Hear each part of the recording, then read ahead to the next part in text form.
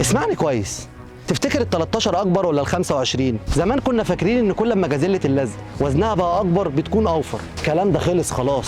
زي ما التكنولوجيا قدرت تخلي موبايل صغير زي ده يقوم بمهام كمبيوتر كبير، ده اللي عملناه بالظبط. لزق كذلك 13 كيلو بس تركيز وجودة المادة الخام الإيطالية ومعدل الفرد خليته يفوق ال 25 كيلو، والتجربة خير دليل. وطبعا كلنا عارفين يعني ايه جودة أوروبية. أنا هنا بكلم كل القطاعات المهتمة بالملاعب والنجيل الصناعي، ما ترضاش غير بالجودة الأوروبية، ما ترضاش غير بكذلك.